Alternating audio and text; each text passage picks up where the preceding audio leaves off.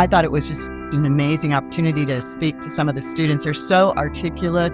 They love their school, they love their teachers and what they're learning. We visited with students who spend part of their time at TCAP, and they were very excited about that opportunity. I felt like I was talking to 30-year-olds. I mean, they're just brilliant young people. Getting to see some of the students, the projects they're doing, a standing classroom. And specifically, I was impressed with the student initiative, creating their own project, creating curiosity about the things, and then just that self-starter and sense of initiative. I had a great time touring, and being a former science teacher myself, I was thrilled to see the science labs here. We did the desert, the rainforest. I mean, it was really just a blast. The opportunities the kids are getting here to learn science. Really glad to see that happening. That's going to pay big dividends. Knowing that our target demographic is between the ages of 3 and 10, and knowing the importance of process play, self-guided play, it was nice to be able to go into the classrooms, immediately engage, with these young students and have them be able to make, all these very nuanced distinctions. So even at this level, at this very precarious stage that, some of our youngest community members are in, to see those parallels, that was just really reaffirming and just really exciting to see. It's very apparent that the positivity here at Whitson is contagious. It's a very, very fun place and wonderful place to be. There's a variety of solutions and ways we can ensure that our children are learning in their way. It's very, very impressive. Just what you guys are doing here at Shaner, and I was impressed by teachers, but also the partners that we have that are here working with us to support our students. So HARC and Family Service and Guidance Center, parents as teachers, and it's our responsibility while we're here to meet students and to make sure that when they're at that next step, that they're in a better place. And so I really do see that we are going the extra mile to make sure students are receiving what they need and that they're moving forward.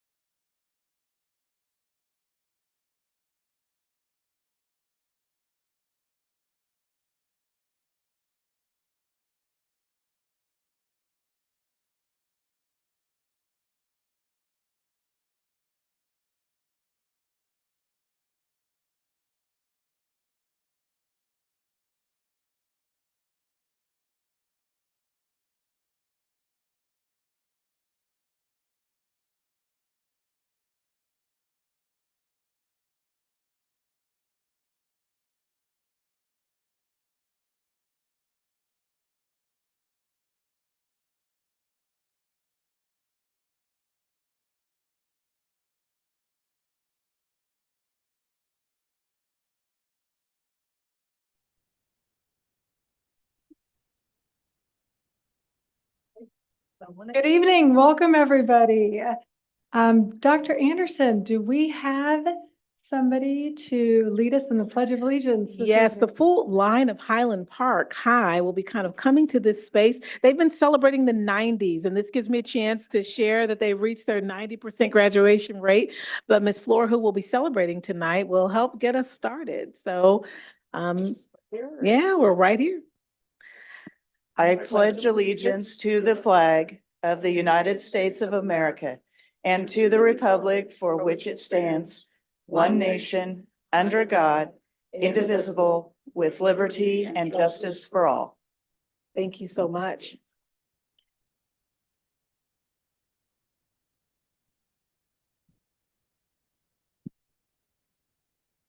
Okay, to kick things off, we need a motion to adopt the agenda. Madam President, I move the board adopt the agenda as presented. Second?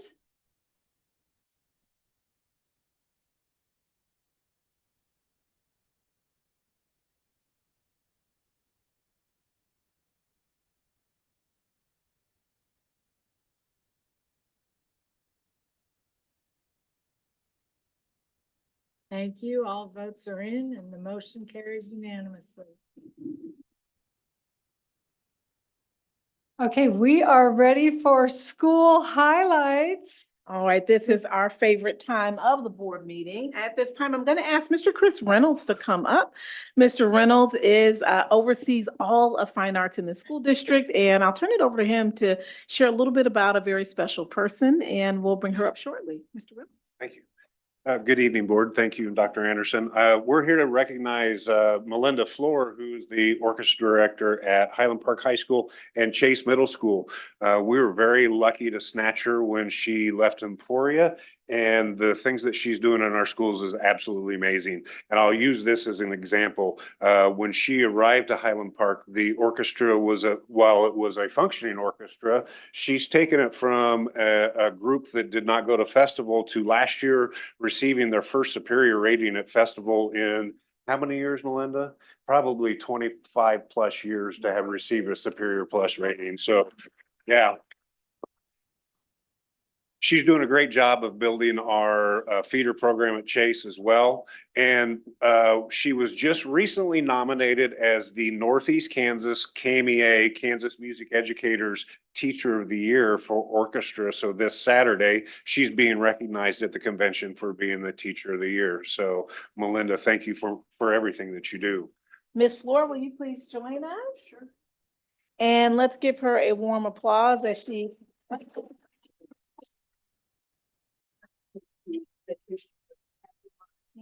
and I know they'll have questions for you if you join us at the microphone. Sure. Ms. Giardina, assistant principal from Highland Park High, is here this evening as well. And once Ms. Floor is done, if there's anything she'd like to add, we'll give her that space.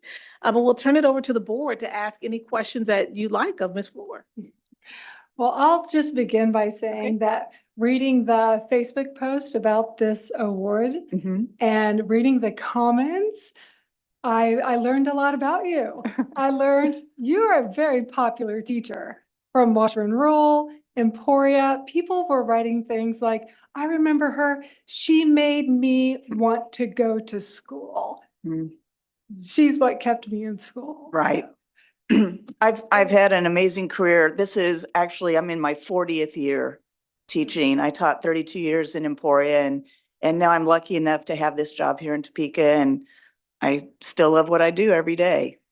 But we are really blessed to have you. So Thank any you. other questions or comments?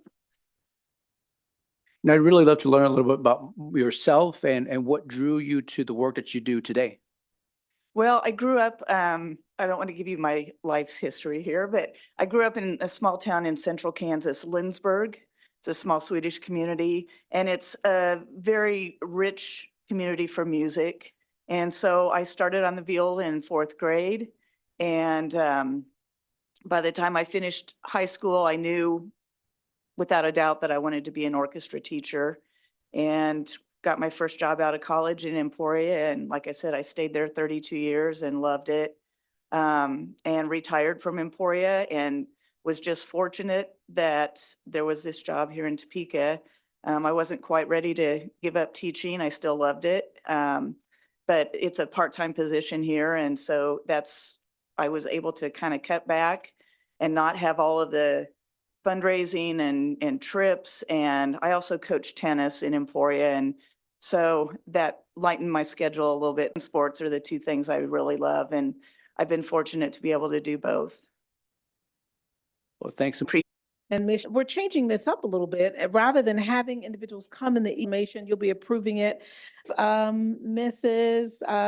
do want to share that in this new space of acknowledging our school sites of this week, we are posting on their photos, sharing them, but they are tiny. But of the proclamation, it is School Psychologist Week, and we want to thank them for all that they do. And you can look forward to the social media posts from our school sites. Turn it back over to you, Madam President. All right, we are ready for public communications. Ms. Lister, is there anybody signed up for public comment? Oh, there is not. Okay, so moving on to looking for a motion for business by consent. I move the board approve the items of business by consent as presented and authorize the board president or superintendent to sign this special project and purchasing contracts for and on behalf of the board. Okay, second. The vote is open.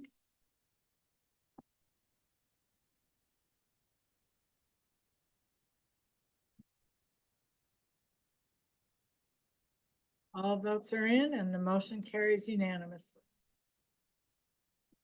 And Madam President, if I may, we did not take our break for Ms. Flores' photo at the end of highlights. And so if I may, can we take a couple minutes of a break so we can get our photo with Ms. Flores for the highlight? Yes, and also that made me think that I failed to ask if anybody had any questions about the business by consent. So perhaps we can ask that when we come back from the photo. Okay. Okay. All right.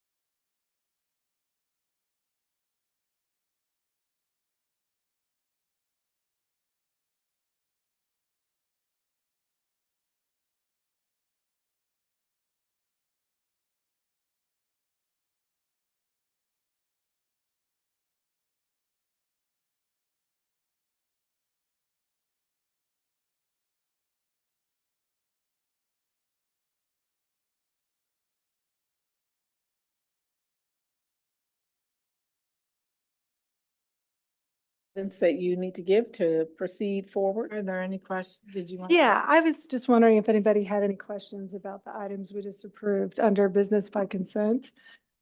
Okay, because I do. I have one, and I'm fascinated. I just would like to know more. It's at 8.6, the purchase of legal services to secure 5 H-1B teachers. And I understand they're all from the Philippines, and we've had great success, I know, with our teachers from the Philippines. So my question is, with the H-1B visa, how long can they stay with us? Yeah, that's part one. There Yes, may or may not be a part two to that question. And Ms. Ramberg was out in the hall, and so Dr. Gray will ask her to join us to talk about the H-1B visas. And just when you asked that, she of course has transitioned to another space. And what was the second Yeah. question that's a possibility that you? Right, okay, so the follow-up would be, if they are successful in our schools, which they most likely will be, if we might be able to sponsor them, like I know we have some, not to jump the gun here, but just thinking of teacher recruitment and retention. Absolutely. So, yeah, Absolutely. Ms. Ramberg, my question was about the H-1B You need to come to the microphone. Filipino teachers How long will they be able to stay? who we approved with the Indu Law Group. Mhm. That H-1B visa, how long does that allow them to stay in the United States? To be honest, I'm not 100% sure, but I believe it is somewhere between 3 and 5 years. Okay. And then usually what we do, I think it's 5 years, because then what we do, which we are doing right now with some of our current H-1B teachers, is we then look at the potential for permanent residency, a green card. So we get that 3 to 5 years to see how they perform and would they like to stay, and then we can then pursue the permanent residency card. Which goes to your other question about sponsorship. Yes. Right. Yeah, yeah. If we have a teacher here on an H-1B and they're performing satisfactorily and they have the desire to stay in the country, we will pursue permanent residency, which we're doing right now for, I believe, about 6 of our teachers. Okay. Yeah. And do we know why our teachers from Spain are a J1? But Well, those are through the Kansas Department of Education, and they do all the legwork on those J1 visas. And then sometimes we can then transfer them to an H-1B. Most of them really want to go back, so they go back. But if they want to stay and they're a J1, we will certainly explore the opportunity to transfer them to an H-1B. I see. Yes. Okay. Thank you. Yeah, you're welcome. Thank you. All right. So moving on, we are ready for the superintendent's report. Great, thank you. This evening, we have Mrs. Pamela Betts Johnson, who is also the woman who won the Heart of the City. That's here with the representing the Topeka Public Schools Foundation. And she'll be talking about the Highlander investment update with a team of folks that will walk you through this from Clayton Financial. We'll turn it over to Ms. Johnson Betts. If, as she comes forward, it's possible that I may step out just briefly as we have some students getting their National Honor Society recognition. So if you do see me step out and drive down the street to Highland Park, I'll step back in as the rest of the meeting continues. So my apologies in advance. With that, Madam President, board members, superintendent, and staff, good evening. It's always a pleasure to come and give an update on the Highlander and Sports Park endowment that we have been entrusted to manage. I would say to you that we have had the Clayton Financial Wealth partners with us as the formal, actual investment gurus.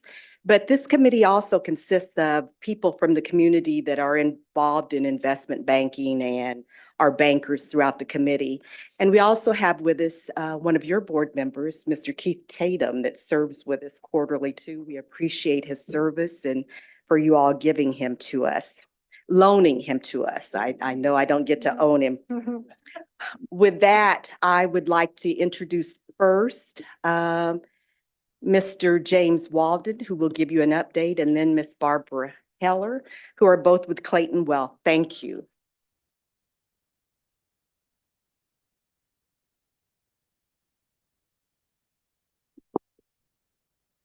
Good evening. Thank you for having us. So it was a good year for risk assets, such as equities, stocks. They benefited from a resilient economy in the United States, as well as progress the Fed has made in bringing down inflation. That has been tempered, though, as the impact of rising interest rates weighed on prices of our bond and fixed income investments. As you will see here, when my colleague Barbara goes through the report in more detail in a moment, you'll see that in both accounts, we did enjoy investment gains. Throughout the year, we have been positioned cautiously, holding on to more cash than we typically do, because we believe that there is an elevated risk of recession in the near term, and that cash should act as a buffer. And as a result of that decision, we are trading some of the upside to provide potential downside mitigation. Excuse me. So we do believe that the risk of recession is elevated in the near term. Typically, when using history as a guide, we can see that changes in interest rates tend to impact the economy with a significant lag. Typically, it takes about 24 months, give or take, for those changes in rates to impact. So given that the Fed began its rate hiking cycle in March of last year, that suggests that we are in the early innings of that impact. And we are seeing our early signs of cracks in it, if you will. So consumer spending makes up about 70% of our economy and has been the driver of the resilient economy that we've enjoyed so far. And what have been recent and formidable tailwinds, we are now seeing signs of those dissipating. For example, in regards to employment, we are seeing a sharp slowdown in hiring as the unemployment has risen from its cycle lows earlier this spring. Annual wage increases have come down. The $2 to $2.5 trillion in excess savings that consumers have accumulated over the past few years because of COVID stimulus have largely been spent down. And we see cash-strapped consumers trying to make ends meet, turning to their plastic again. Once again, we see aggregate credit card balances at all-time highs. The difference is that is coupled with highs in the interest rates associated with those cards, 21%. As a result, the number of delinquent accounts that we are seeing is unfortunately beginning to increase. So if we do slip into recession, history suggests that we could expect to see a meaningful decline in financial markets, and that excess cash that we're holding on to now will provide a buffer. And I will also say that cash right now is giving us a rare opportunity to actually play offense. So the cash vehicle that we employ is a high yielding money market that currently offers about 5% yield. Okay. In and of itself, that 5% yield compares quite favorably to other investments out there. But what is truly unique about this point in time is that cash is now offering a real rate of return. In other words, even after the impact of inflation, which never happened. So we continue to remain defensive, given the risks that we see. We think that's prudent.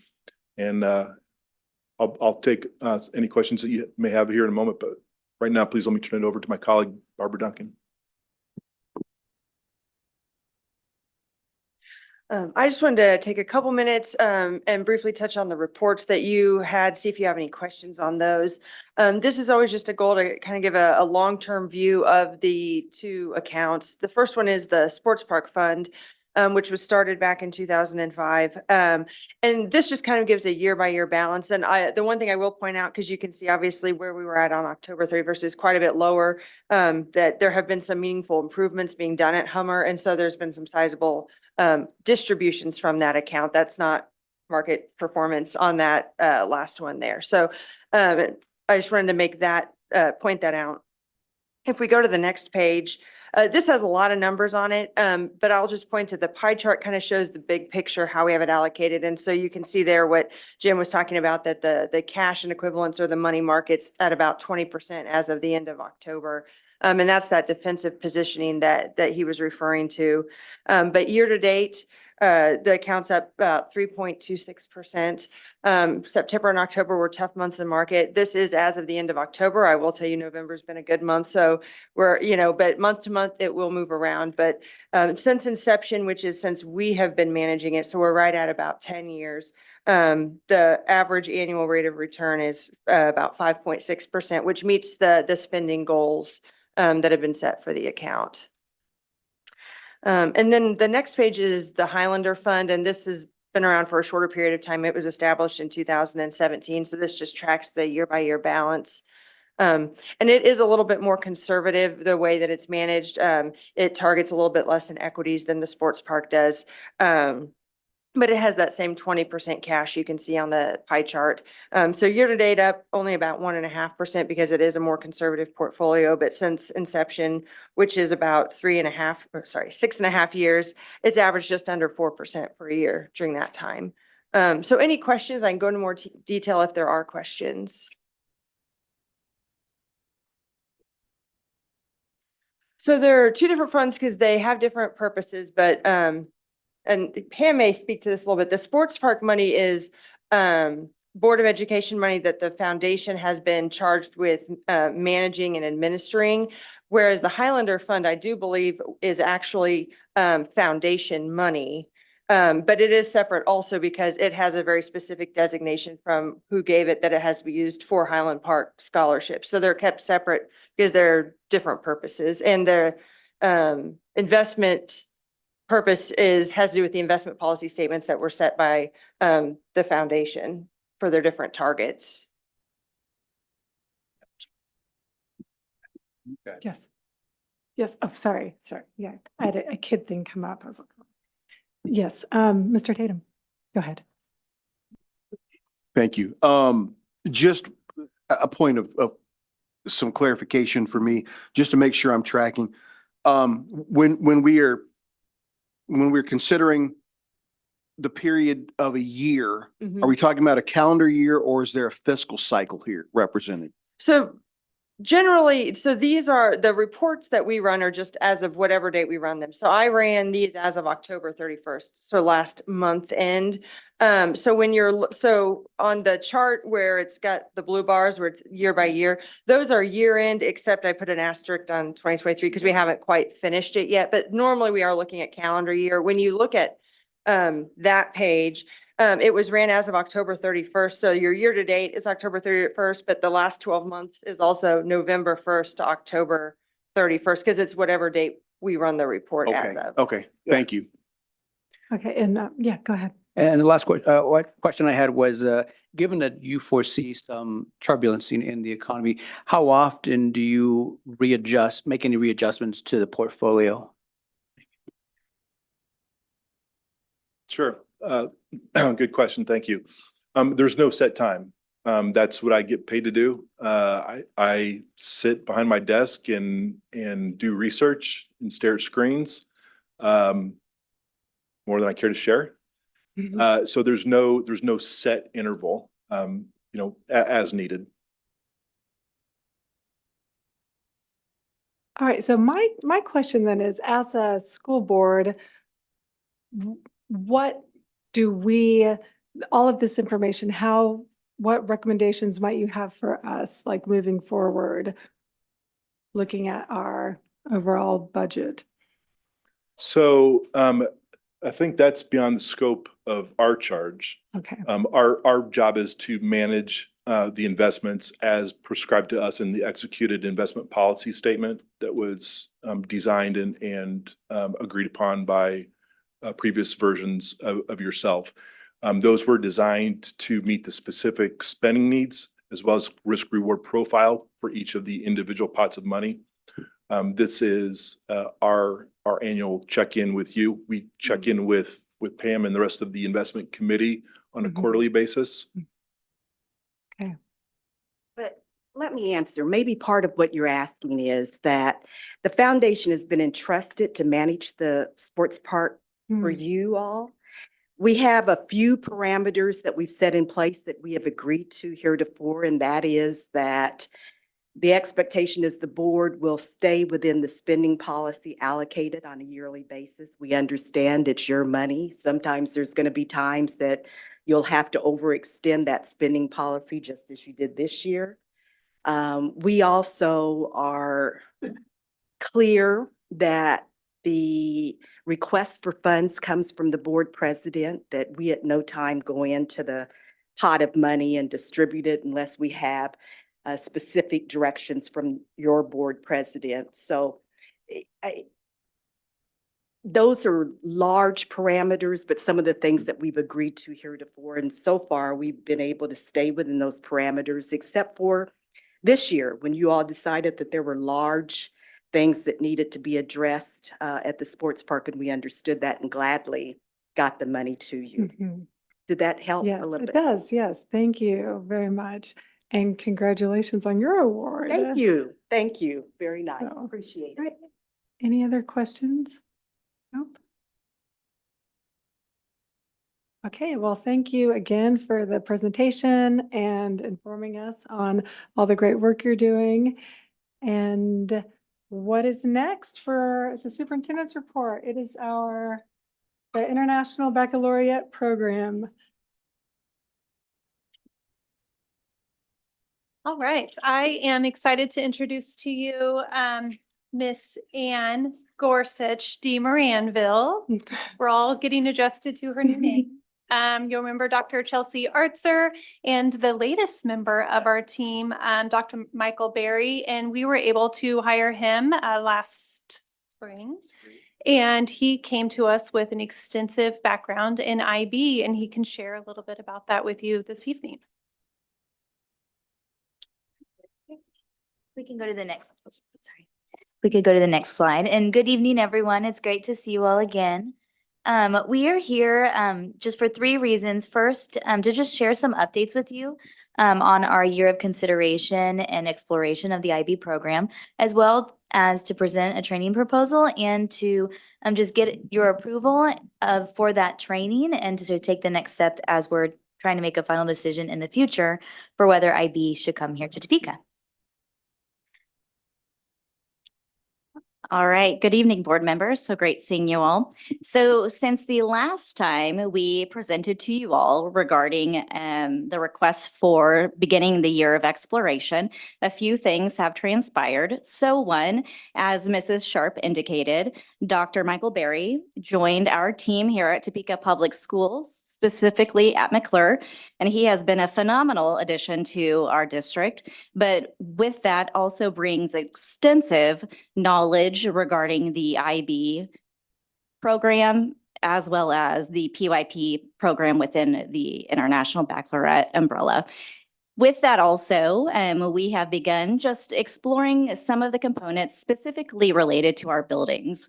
One example is Miss de Moranville and her building at Scott have implemented the learner profiles as a way to integrate more character development traits in their day-to-day operations. We have also been meeting routinely throughout the year, and we have also consulted with an IB consultant. And one of the main recommendations that person provided to us as we discuss what are the next steps in this journey, they advised sending teachers to a workshop to really learn firsthand what this framework entails. And so that is why we are here tonight, as we feel it is imperative that our teachers go and learn firsthand for themselves what the IB framework will look like. And that will help us in making the best informed decision when we come to you in a few months regarding approval for the next steps. And so with that being said, we are going to have Dr. Berry present a little bit about what the teachers would experience when they go to this workshop. So you are fully aware of what you will be voting on momentarily. Hi, thank you. It's great to meet you. Before I talk to a little bit about what the teachers will receive when they go away, I'll give you a little bit of history of me because they've said I have extensive knowledge of the IB. Well, I don't know about that. So about almost 30 years ago, I graduated high school. Take that back. I graduated college and I decided I was going to teach overseas for a year. I went overseas and 27 years later, I was still doing the same thing, overseas teaching. The last 18 years of my overseas career were in IB schools. We had, in each of those IB schools, we had the PYP, the MYP, and the diploma. So the PYP began, the students were 3 years old and they would go up to 18.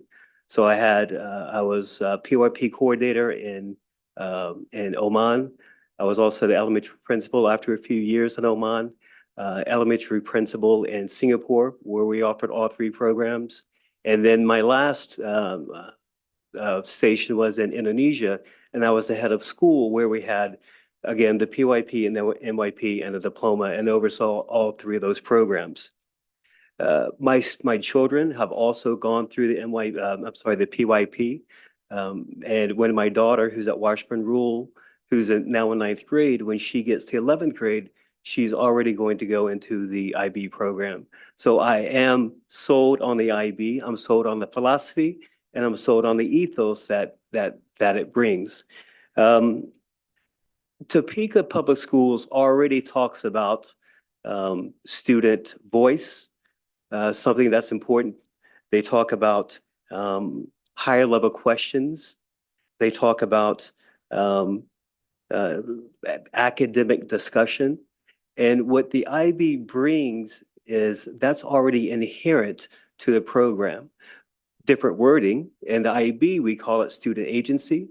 We call it collaboration between all stakeholders, and we still talk about that high level understanding. That's inherent in the program anyway.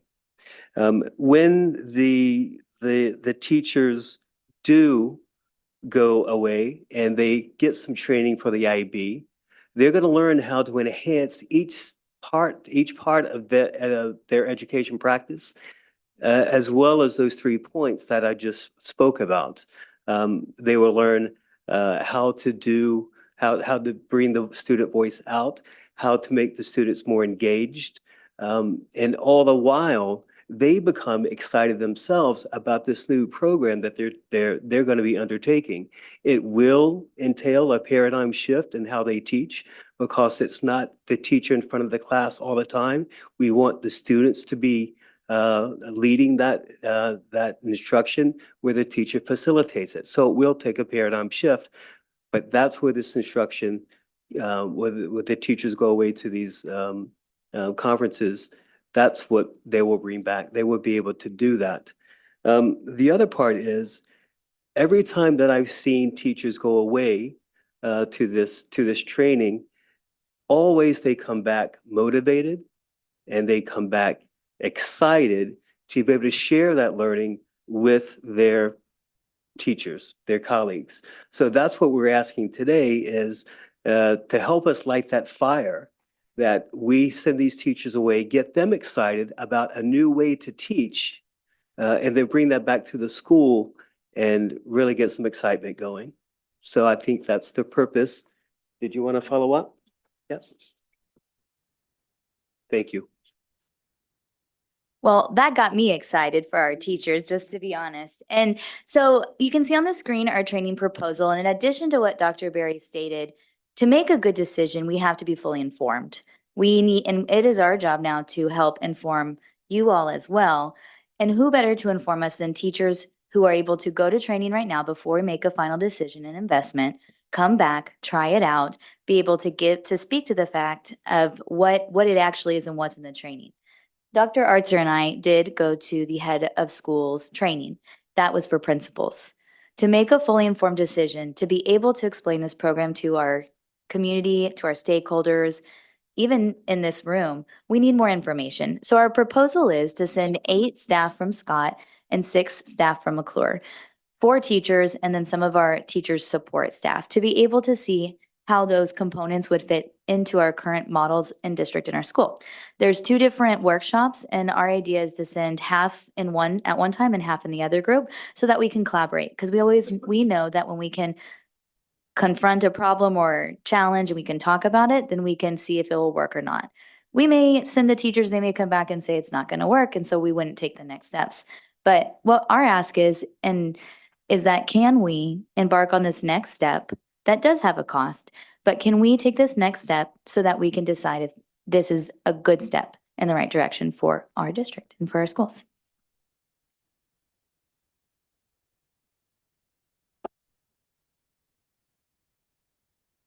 Okay.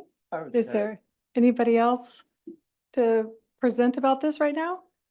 Okay. So what's that? There's more to the presentation. Yes, so on that next page, it was just a reminder of all of the steps in the process, and we currently are in our year of exploration and consideration. We have not applied to be IB schools or to be a PYP program. We also there's an extensive application that we would need to complete before we even would be able to come back here. We don't feel like we're at that step yet. We do not have enough information. We're coming to ask to be able to get more information. Mm-hmm. And what we will say to the board, normally, we have professional development trainings all the time. We don't bring them to you and ask you in advance. We just know that last year we had a conversation about this. So to be fully transparent, to ensure that we educate more staff, So before they take the vote, before they apply for sign language at McClure or Spanish at Scott Dual Language, we want to give an awareness. It really doesn't require a vote. It's more of a consensus that we're comfortable with allowing for teachers to continue to explore and learn more. And then next year in 2024, if they decide when they come back that they'd like to look further at this and apply, then they'll come back and ask for formal approval. So that's really what you're hearing. And if this had not been a big conversation last year, we probably would have just said, send your teachers and get information and let us know if you want to do this. But because it was a board conversation, we want to be really transparent. We're going to turn it over to Mrs. Gorsuch D. Moranville to finish the final slide. Sure. So yes, this is the final slide. And I just would like to add to that, as Dr. Anderson has stated, we train our staff all the time, and we see the fire that any kind of training and experience to get away and invest in our teachers brings back and then spreads to other teachers. Dr. Archer and I came back on fire. These trainings don't just train you in what is it to be PYP or IB. It's an opportunity to help our teachers grow in their profession and in their instruction. And regardless of whether we make a decision to go down that path, I know, because I experienced it, this will be an amazing experience for some of our veteran teachers, and it's investing in them, which therefore invests in our students. I think that's all we have for you. Thank you. Any other questions?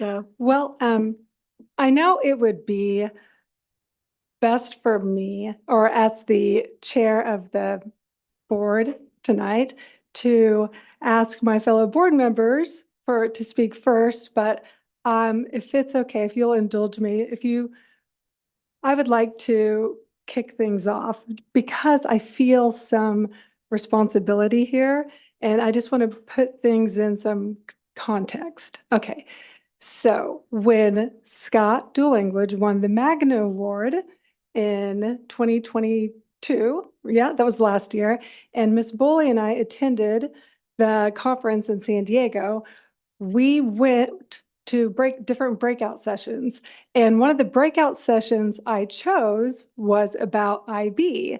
And Dr. Berry, you and I could talk for a long time because I too have taught in two different countries, one of which had IB and one of which didn't. Okay, so that's why I went to the session on IB, because it's interesting. So coming back to the board, Ms. Boley suggested that we share out on the breakout sessions that we attended.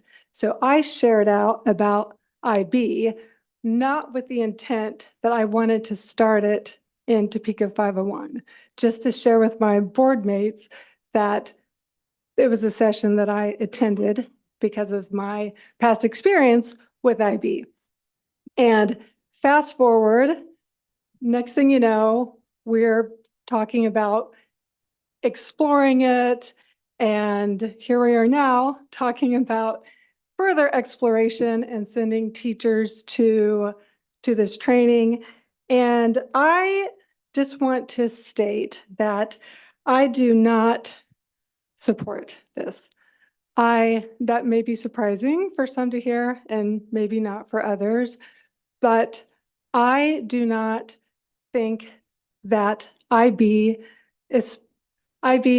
preschool, for PYP preschool, MYP middle school, DP high school, I don't think that's what our district needs right now. I know previous boards have looked at it and have nixed it for the same reasons.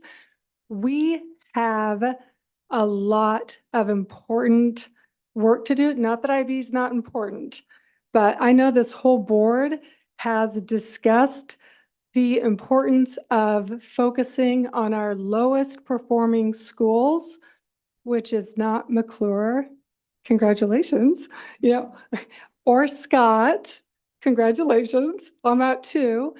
And I love the idea of ASL, but we don't need expensive IB for that.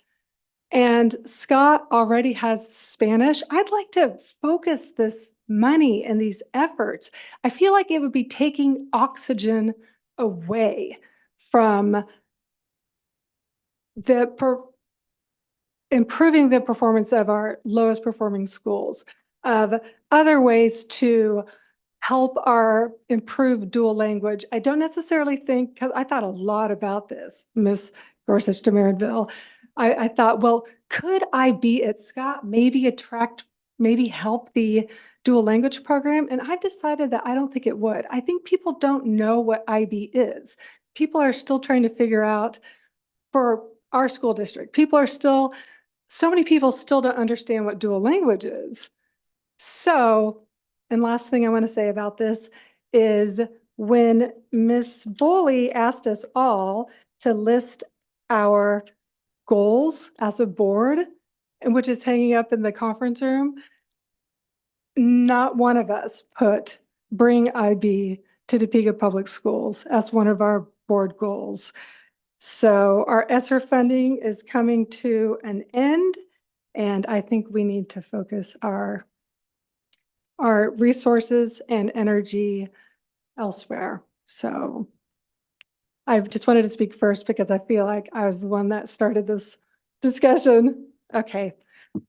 Thank you for listening to me. All right. Who's next? Okay, Mr. Tatum. Thank you. And thank you, all three of you, for bringing this issue forward. This is important for all the reasons that Mrs. Stewart Campbell just outlined for us very, very eloquently. I certainly, I think she raised some valid concerns. I'd certainly like to see how we could make this work. Because this, you know, as a training manager currently, and after having spent a great deal of my professional career doing training previously, this is an opportunity that's right up my alley. I mean, this is what training professionals live for, to kind of engage in these kinds of events.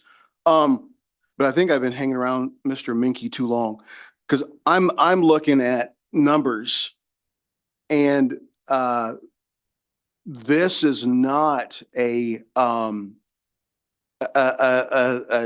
cheap endeavor. This is going to be very expensive. In the grand scope of things, is it more or less expensive than any other kind of similar thing that our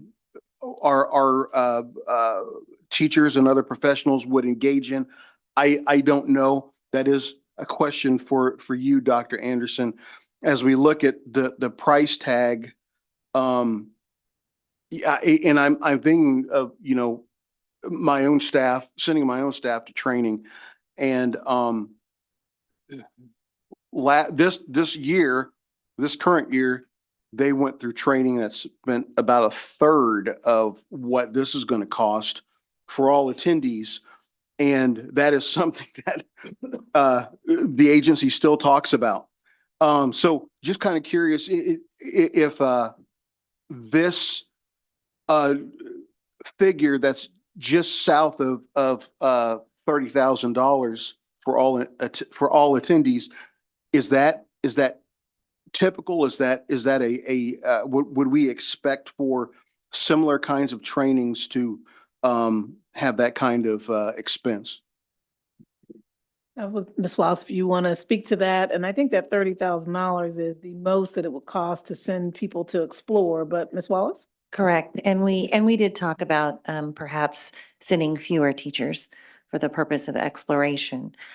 However, whenever we send a staff person to a national conference out of state, it generally costs about that per participant.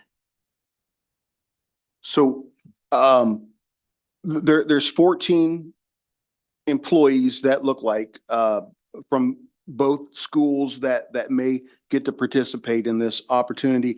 How many were you initially considering attending? So I believe the proposal is that those would be attending for exploration. And if it moved forward at any point, then we would need to train the rest of the staff in each building. I see. Okay. At Do we have a cost estimate on that? Well, and I think at this time, one of the items that Mrs. Wallace and I talked about is why not send 2 people to learn more? You know, why send 14 at this stage? So when we say 30,000 is the most at this stage, that is the most at this stage, because 14 is a dream of who all would you take? So we called both ladies, but really spoke in more depth with Mrs. Gorsuch de Moranville about is there magic about the number 14? And, coming down to if there's agreement and consensus of let's allow some teachers to explore and go to a national conference, great. We can cross that bridge. If not, it's a moot point. We don't really have to have the conversation about how many people, whether it's 2 people or 4 people. But we certainly had this discussion about narrowing that down for the purpose of exploring, because one can explore and a teacher could come back and say, this is really neat. This is great training. And that's what we've learned. There's great training in this, whether you're going to be IB or not. But we're not interested in IB. So we're not prepared necessarily to invest a $30,000 figure in individuals coming back and feeling like this is great training. But for IB, it's, maybe more involved than what they would like to do at this time. I think both principals were in a space of they were excited. They shared it with their staff, but they wanted their staff to get a chance to go to a national conference and hear some of what they heard. And I understand that we send people to national conferences all the time. For us on the administrative end at this level, really, if there's not consensus, then we will not send teachers to training. It's the whole reason why I brought it back to you before sending teachers, because we do normally send teachers without asking you for, permission to send someone to a conference. So you have several teachers that go to conferences, but that's the whole purpose. If there's not consensus, that's helpful to know. So we thank you for your feedback. I'd certainly like to hear from my other colleagues on the board. Yeah, Mr. Munoz, and also Dr. Brumbrick had his hand raised. I earlier, think too. Go ahead. you said it well, which is we don't know enough about international bachelorette, which is why we go to this conference to learn more. We're just sort of an exploratory, we're trying to understand it more. And I think, as has been said before, once teachers go, the teachers some of whom will be asked to employ this sort of model, then we can have a better sense of would this be a good fit for us or not. I don't think that this conflicts with the things that are important to us as a board, which is helping those students who struggle most, because our model of teaching is doing well in some places and some not. And so we need to explore different ways of teaching. And this is that. This is another model of being able to engage students, which may be a good fit for us. We just don't know. And so I would be in favor of sending some staff to explore, is this something that's good for us? We simply don't know that. And we don't know enough to say yes. And we also don't know enough to say no at this point. So I would be in favor of this. All right, Dr. Brumbrick? Thank you, Madam President. There is no way with 171 days of students sitting in school that we're going to be able to compete internationally. When Scandinavia, Europe, Far East, Middle East, they're in school 10.5 months a year. What are we doing with the 9 to plus professional development days? And why aren't we teaching teachers how to teach in those days? And if we're not making the adequate progress, I think those 9 days of professional development are just being wasted. I think we could be doing something better. You have a comment? Go right on ahead, Dr. Brumbrick. We're here listening Okay. to your feedback. I'm just frustrated with these professional development days. I have a stepdaughter who's a professor of teaching teachers how to teach at the University of Wisconsin. And these teachers are learning things all the time. I don't think it takes the IB program to teach teachers how to teach better. I have a son who's substitute teaching in Denver, and all they do is babysit. they can automatically move their students on. But why do we want to use two of our best performing schools as the initial recipients of IB? Ross is still, I think, at the bottom, but has made amazing strides in the last year or so. I would think it would be better placed if we figured out what Ross was doing to improve student performance. Maybe give the principal of $30,000 to go around and teach the other schools what the heck he's doing there. So I'm not enthusiastic about this. Maybe there's something magic, but I thought there's an annual fee that was fairly expensive too, rather than just sending people.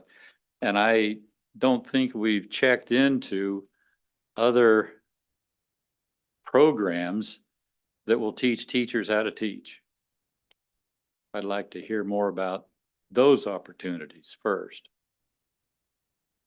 And to Dr. Brombrake's point, yeah, sending teachers for the training to come back. And then what if we're like, oh, it's great. And then, yeah, that annual fee is, I'm trying to remember, it's very, very expensive, but I would like to see that money go towards other things, as I mentioned before. But Dr. Schumacher, did you have anything to add? Thank you. Yeah, first, I just wanted to say thanks to Dr. Berry. This is the first time that we've met you, and I appreciate you coming tonight. And I'm interested in how you ended up in Topeka, Kansas. Yeah. Thank you, COVID. I think my thoughts align pretty closely with Mr. Munoz's. I think we're maybe confusing the ask because truthfully, there's probably not even really, doesn't have to be an ask because this is not an action item. And generally, we all look at the board docs every 2 weeks, and the amount of money is surprising that's spent in education. So I don't know that this cost is overwhelming to me. And I think, like Mr. Munoz said, we're not making the decision on IB or not tonight. We're just trying to see if it's worth having some teachers go do training that's probably going to be beneficial for them no matter what. And I do think it's a unique opportunity for some teachers that probably aren't able to go to things like this on a regular basis to meet people from other places and learn some other things. And I'm sure there's a lot of usefulness in that outside of IB. And so I am very much for this. And am I for or against IB? I don't think that's the question tonight, and I don't think that's one that we need to answer. But I do think that, and I hope that, we didn't say IB necessarily on our board goals, but I think there probably is some alignment between the social emotional health of our staff and the social emotional health of our students with some of the goals in IB. So, and I do think that was one of the big goals as a board this year. So I'm definitely in favor, and I trust one person in this room to say how many people go, and he's sitting right there. So, because I know he wouldn't steer us wrong. So I think it's good that we send staff, and whether it's the 14 or a pared down, I really don't mind. I believe Mrs. Gorsuch D. Moranville had a comment, and I asked them just to hold on to their comments and let's just listen to the board. Are there any other comments that any member of the team would like to make, and including the travel from the travel to Topeka? He mentioned COVID related. It's really because we're pretty amazing. That's and he was recruited as well from one of our current administrators. I believe Miss Elizabeth Smith was at least a colleague, if not recruited, who spoke so well of Topeka Public Schools at McEachran. So with that, I'll turn it over to Miss D. Moranville and anyone else that has a comment. Well, thank you. And one part of me thinks I should probably not share this comment, but I think that any time that we can invest in our teachers, we're investing in our students. Whether it's the 9 professional development days that I think are not enough, I think we need to invest more. Because no matter how many school days that you have, it's what you do in those school days that matters. And if you don't know, you can't do better. So we need to be able to expose people to ways of doing things better so that we can do that. So I'm always in support for training, whether we move forward with IB or not. But I just feel very strongly, and when I feel strongly about something, I think it's my job to advocate for our teachers and for our program. So thank you. And I will just add on to that with just a short statement, and that is the staff that we have are craving these opportunities. They want to do the best that they absolutely can every day, each day. When Ms. Dee Ranville and I went to this training, I mean, we often have the opportunity to attend wonderful trainings, whether in-house or out of state. And every single time we come back with new information to fire us up and to do better in our practices each and every day. Our teachers don't always get that wonderful opportunity, which really can be incredibly transformative to someone's career. I think we owe it to our staff, we owe it to our students and all of us to make the best decision when that time comes to be able to send at least just a handful, if not the 14, we understand that, but maybe a pared down number to at least just go, let them have some wonderful professional learning. They're going to come back, whether we move into exploration further of IB or not, they're going to come back with so many wonderful new approaches and ways to continue to improve their instruction on behalf of our students. So thank you for your consideration and the consensus of this. Okay, Dr. Bumbrick. Thank you, Madam President. I am wondering, what would it cost to have one of you experts come here to speak to an auditorium full of teachers? That happens every day. Experts speaking to an auditorium full of teachers. In fact, tomorrow's Late Start Friday, so they'll be giving professional development those first 2 hours of the day. This equates to about 2,000, 2,500 or so per staff member, which is what they're asking, and whether it's 2 people or 4 people, but their dream is 14, and that's what we're really talking about today. Do we want to allow them to go to added training in this space and to come back and use the training regardless of any label in ways that allow for other teachers to gain from that.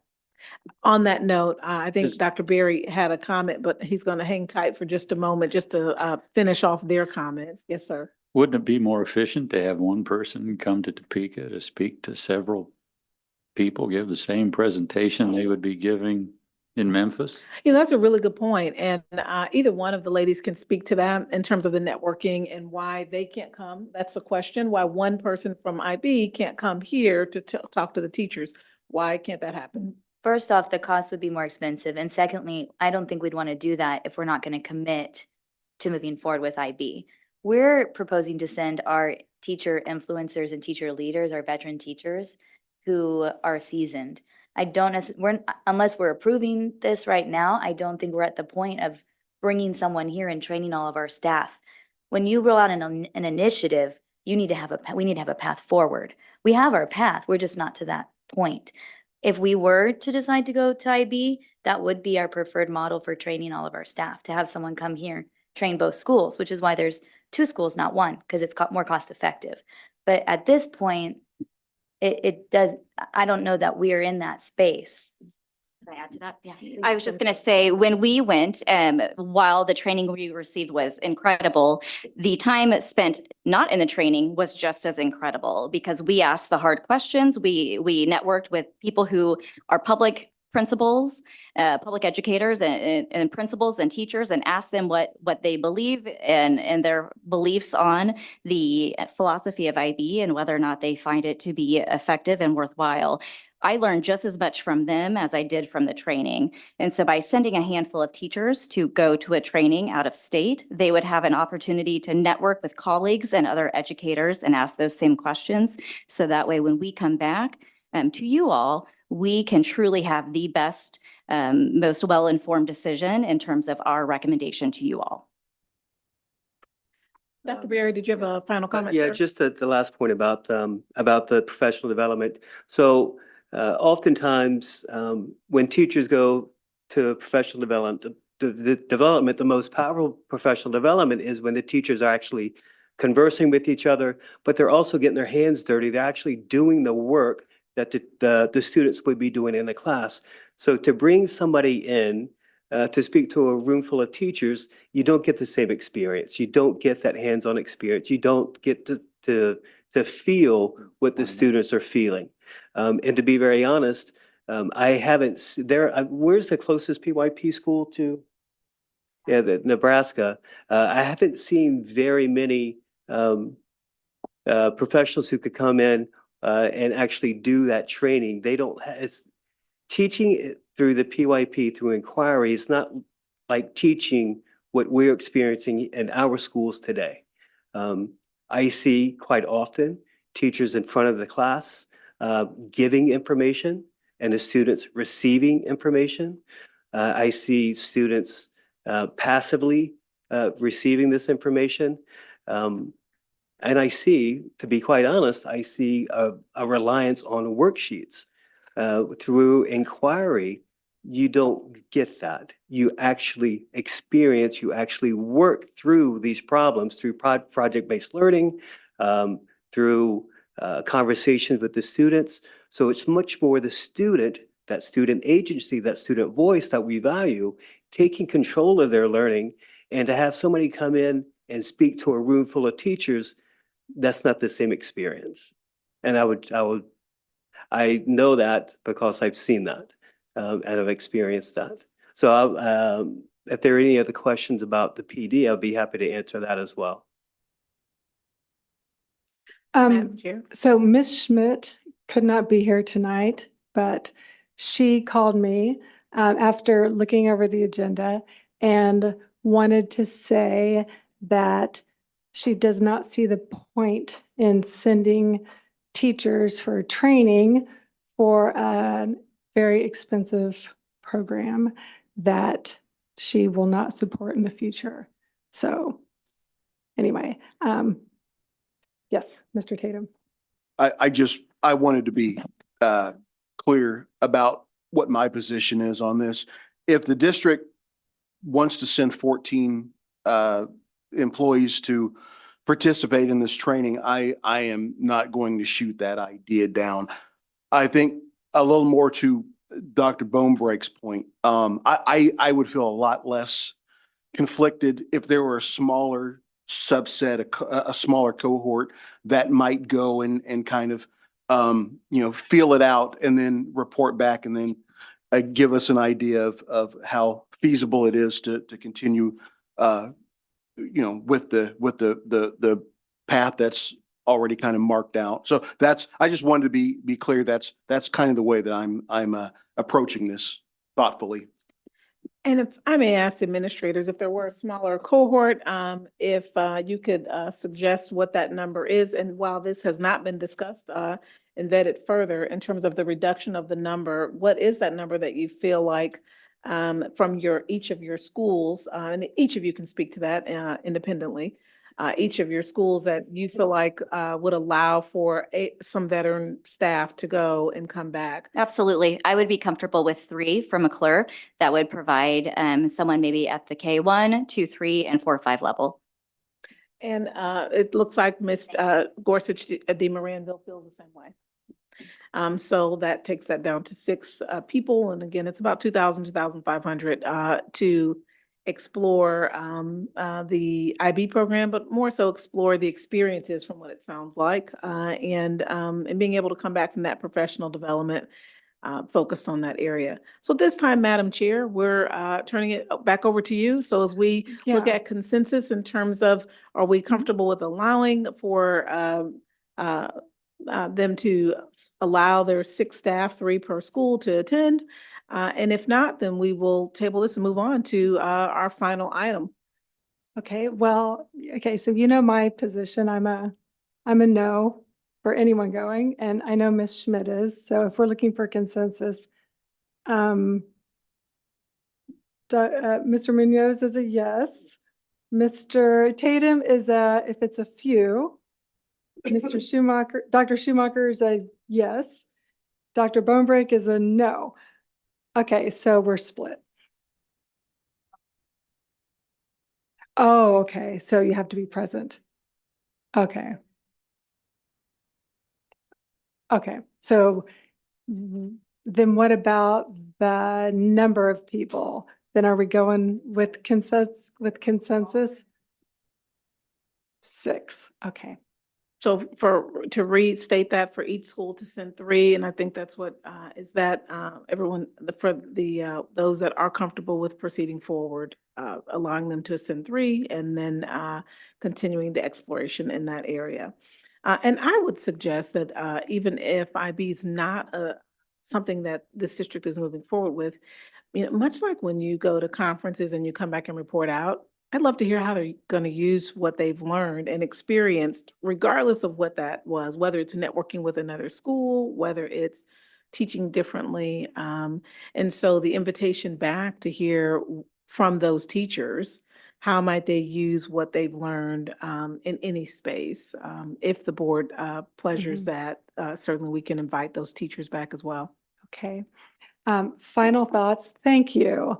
I love your enthusiasm and I get it. Believe me, I really do. I just, you heard me, what I had to say, but I love your enthusiasm and thank you so much for your time putting this together.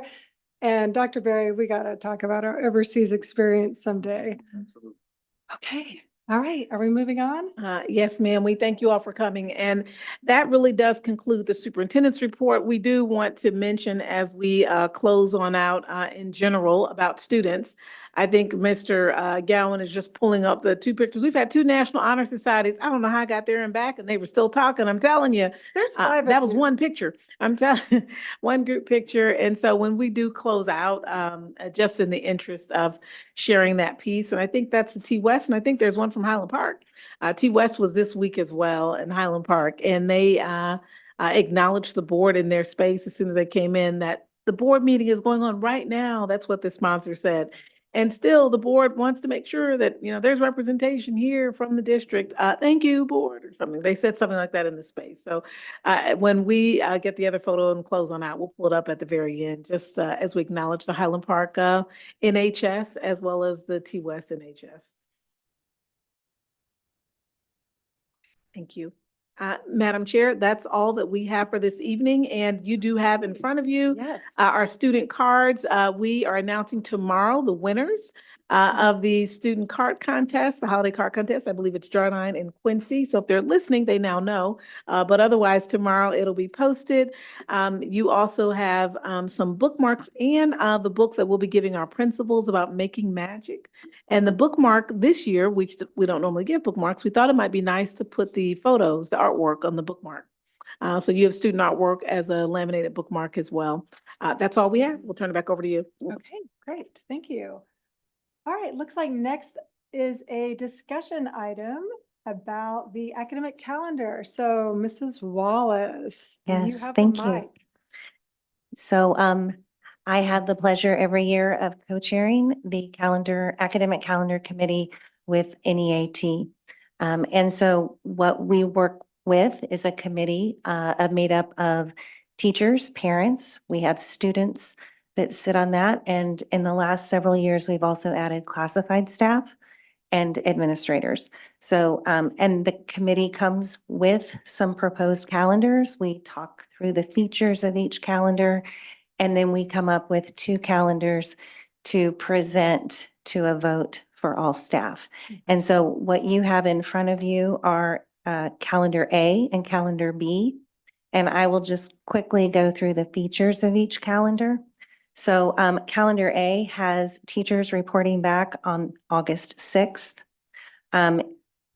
with 5 days of professional development and planning and prep for teachers. There is a professional development day on a Monday in September. Just as informational, Mondays are often selected because we have better attendance when we miss a Monday as opposed to a Friday. And so then you'll notice the end of the first quarter is in October with the teacher planning and prep flex day on the 14th and parent teacher conferences that following week. Then November has a 3-day Thanksgiving break. And then in December, there is a 9-day break for winter. And then January 3rd is teacher planning and prep, with the 6th being a PD day, Martin Luther King Day. And then in February, there are no days off or interruptions to the schedule. Parent-teacher conferences on both of these calendars were pushed to butt up against spring break. So March, and that is naturally the end of the third quarter, so that gives opportunity for a longer period of time in that semester. So there would be actually parent-teacher conferences. Friday would be a day off for staff because they work late during parent-teacher conferences, have the week of spring break off, which is consistent with our Board of Regents schools around us. We try to match those up. And then teacher planning and prep day on March 24th. We have a professional development day in April. And teachers and students are out on May 22nd, with the 24th being a professional teacher planning and prep day. And with both of these calendars, if we use 3 or fewer snow days or inclement weather days, then the end of school could be pushed up 3 days. Nice. How many days does student seats in the seats? So that is consistent in both calendars because that is a negotiated item. We have 173.5 instructional days. We have 4 parent-teacher conference days. We have 5 teacher planning and prep flex days. And we have 7 professional development days throughout the year, So that's. for a total of 190 days. Okay, so that's 2 fewer PDs and I think 2.5 more days that students are in school than last year. No, it's consistent, it's negotiated, and it's been the same for as long as I've been doing the calendar, which is 10 plus years. So 173.5 instructional days. We're supposed to have 180. We have 190 duty days. So, and it also goes to, the state looks at hours. Right. So the staff, they're voting on this. The votes will be in on Monday. We will be bringing this back to you after we see what they vote for at the next board meeting. And then do you want me to just share the features of calendar B, which is the calendar that really is very different than what we've had previously? It has more days off throughout the calendar. So it has much of the same, it has exactly the same requirements, with a day in September as an added day off for staff, a full week in November. There are 2 added days in February, one of which is President's Day. And then there is April 18th. And then this calendar does take us beyond Memorial Day unless we use 3 or fewer professional development days. And we did send the survey out Monday afternoon, and it closes Monday at 5 o'clock, this following Monday. If there are any questions for Ms. Walls, are there questions at this time, Madam Chair? I do. I have one question. So that second calendar, would this be the latest? If this one were to be the approved calendar, would this be the latest that school will have ended in our history? No, we've had days or years when we've gone beyond Memorial Day, and it would only go beyond Memorial Day if we use more than 3 inclement weather days. Oh, okay. I understand. All right. Anybody else have any questions? Yeah, just same number of seats in the seats. Yep. There's just a couple of days, Mondays off. Correct. And the full week of Full Thanksgiving. week of Thanksgiving. Okay, so if there is no more discussion about this, thank you for your hard work. And you said, when did you say that teachers vote or the survey closes? So the survey opened Monday at about 4:45, and then it closes this coming Monday at 5 o'clock. Okay, and when did you say we'll get the report? So we'll know the results when it closes on Monday. This will come back to you for approval, the first board meeting in January. Thank you. All right, so this brings us to our action item, which it looks like we're back to you, Ms. Wallace, the approval of the high school course changes. So yes, we discussed those last time. So unless anyone has any questions, there are no additions. They are just changes in course titles and descriptions. Right, yeah, we discussed this last time. I thought you all did a really great job of updating the language. And you could tell you put a lot of work into it. So no further discussion from me.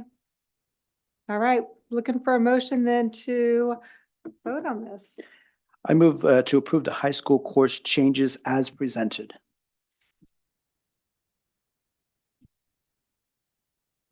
Second, Okay, Dr. Dr. Bumberg, Bumberg. second. And the vote is open. Oh. Okay.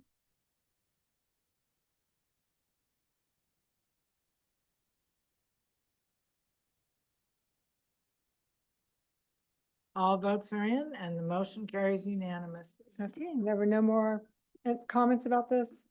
Okay.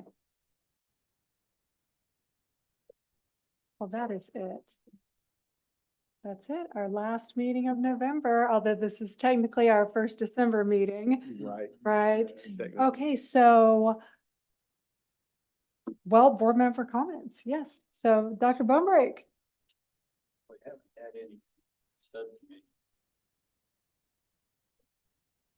Microphone. Oh, he's already, Yeah, it's he on. was just too far away. Just too far away. Before I antagonize anybody else, I better just be quiet. That was it? That's Wow, it. that was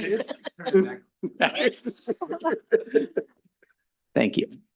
We had, oh, can I go, Mr. Kimmel? Is that okay? Yeah, No, you. can- yeah, okay. Okay, no, go ahead. So we had technology committee. And it was kind of a crazy Monday, so I was a little late and then I had to leave a little early. And a peek behind the curtain is that Mr. Gowan usually sends an email that has a synopsis and I don't have that. Right. So thanks, Mr. Gowan. But we talked about digital equity.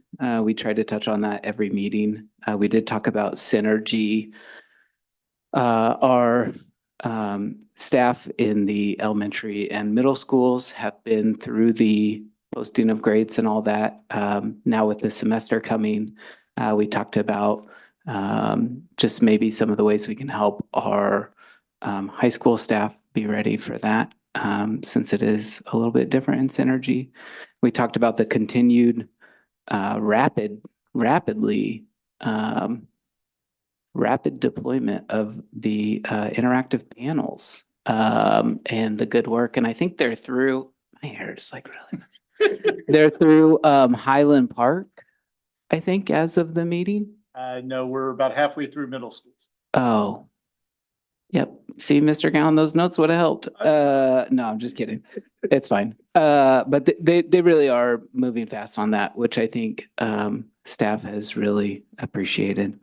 We talked about some of the challenges that we're going to face at, technology, unfortunately, doesn't last forever. So some of the iPads that are used are definitely like reaching end of life.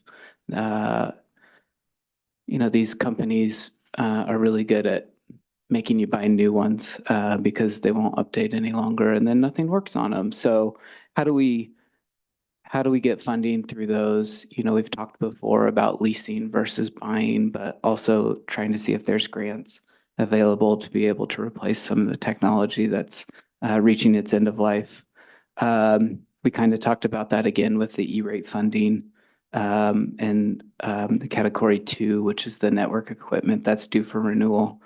And then our board president, who is not here tonight, Ms. Boley, at the end, we had a little open discussion on AI, which I thought was actually like really kind of awesome, and the different viewpoints around AI and how our staff see AI. And it's nothing that is actionable, nothing that was formal, but I think it is really special that we have a group of staff that are in tune with some of these challenges that are obviously and definitely coming. So that was technology committee as best as I could do. And then not this last weekend, but the weekend before, I did get to attend Nevermore, which was fantastic at Topeka High, and then Dollhouse at Topeka West, which was also fantastic.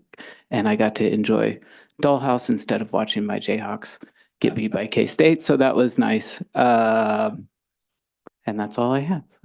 Yeah. Mr. Tatum. Thank you. Yeah, I don't know if Dr. Schumacher heard me, but the Jayhawks didn't lose by very much. They did great. K-State did great too.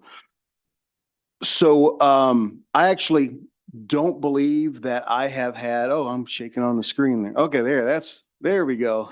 There we go. I thought it was an earthquake. I don't think I've had a committee meeting since the previous board meeting, so I don't have any committee reports to give.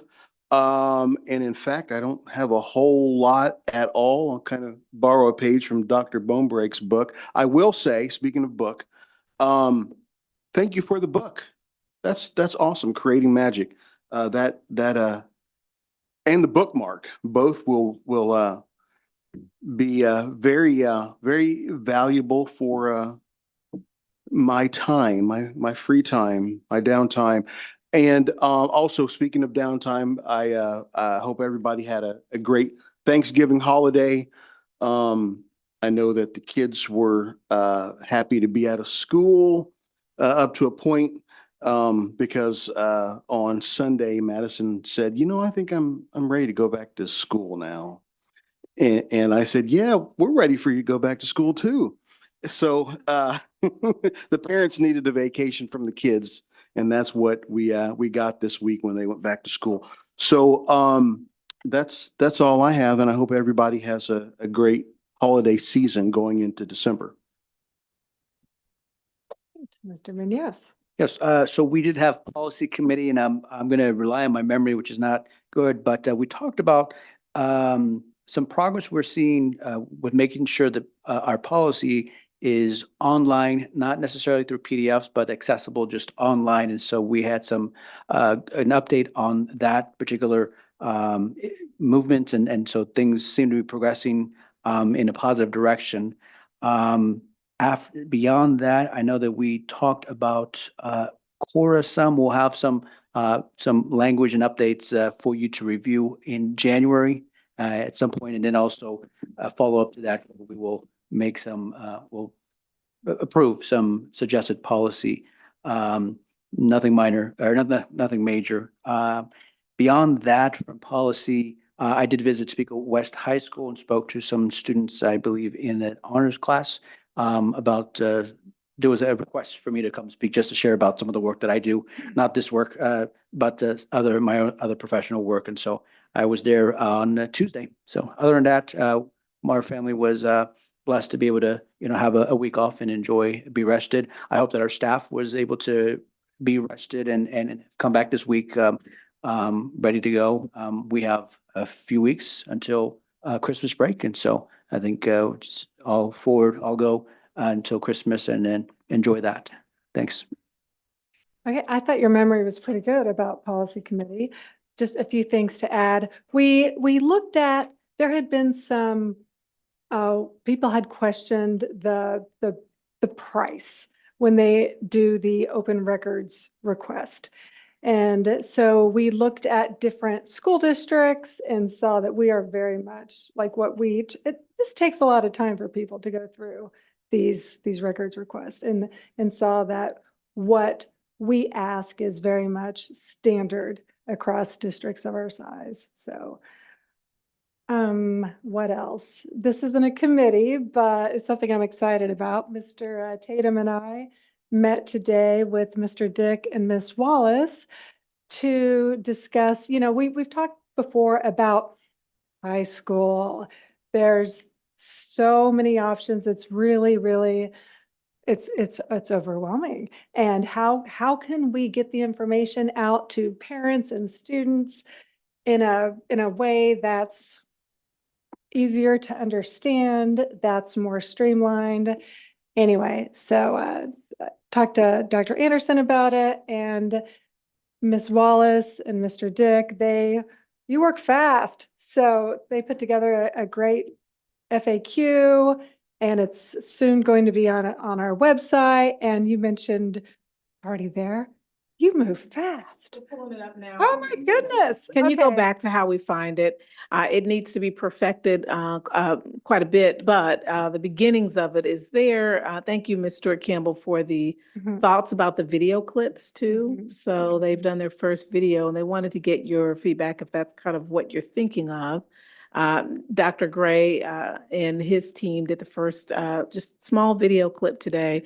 But we'll go ahead and click on the high school graduation requirements. So there's now a new tab. So as of today, with your meeting, and that tab, as he clicks on that, what will eventually happen on the left side, it'll say FAQ, counselor websites. It'll say all of that. That will be finished tomorrow. But the video itself, I haven't seen it either because it was just done today and finished today, but we'll go ahead and play that. The goal was to have something ready just to share with you at some point, but since you brought it up, if we may share the 30-second video or so now.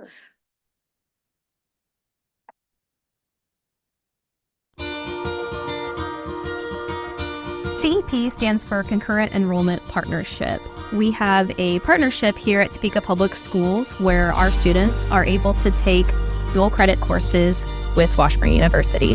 This is just simply where students can take high school and college courses simultaneously together at the same time and receive high school and college credit. CEP is actually eligible not only to juniors and seniors, we do have certain sophomore classes that are available to be taken by our students. There is a cost to CEP. The tuition is actually half price of what a regular class would be at Washburn University. So we never want cost to be a barrier. If there is a financial need, we are able to scholarship certain students to give them the financial assistance to really get them on their way. So probably the best place to start would be on Washburn University's CEP website. You can look at your individual school, where I'm at Topeka High School. So if I want to say, hey, what course offerings are available at Topeka High School? I'd simply click on Topeka High School and I can see the upcoming courses that are available to our students. CEP partnership we have with Washburn University is a really great way for our students to jumpstart their college career and really get that college resume going. And Mr. Michael Williams, thank you, Mr. Williams. I went over and taped that. Is that kind of what you're thinking on the video clips? And then we'd have, categories and so that we'd have various videos. Is that what you're thinking for? Yes, thank you. Yeah, because people don't understand what CEP, there's so many acronyms. What is CEP? And then how is that different from Excel and CTE? And what's the difference between TCalc and college prep? And can you get college credit at WIT? There's just a lot of, as I've said before, it's a good problem to have. And yes, these videos, because I know it'll be plural, is going to really help. And Ms. Wallace also, because we had talked about if this could please be in Spanish or subtitled. And she said, oh yeah, we could make that happen too. So thank you so much for your swift action on this. So thank you. Dr. Bumbrick. Verbal to other Kansas universities. I wonder if that ought to be explained or Yes, that is a good point. Yes. Yeah, that's a good point. So we will add a drop-down menu as well in some of these videos that, like, for example, she said half the cost. People don't know what the cost is, so it might add that in, although that may change each year. It's in the frequently asked questions, and so if you look at that, you'll see it there. And those frequently asked questions, again, the polishing of that, which there'll be quite a bit of polishing with just categories. So if you want to just know about CEP frequently asked questions, you should be able to click on that. We anticipate before the winter break, we should have at least 20 different frequently asked questions that we should be able to get from other schools. So we thank both you and Mr. Tatum for getting the conversation started. And prior to the break, if on the next board meeting or the only board meeting in December, we'll be able to show you the finished product. Oh, I'm excited. Wonderful. Thank you. Okay, so we only have one meeting left and it's December 14th at noon. So Ms. Lister, it's in person, correct? Yes. Okay. All right. Well, looking for a motion to adjourn unless anybody has any final comments? I move the meeting adjourned. Be adjourned. Vote by hand. All right.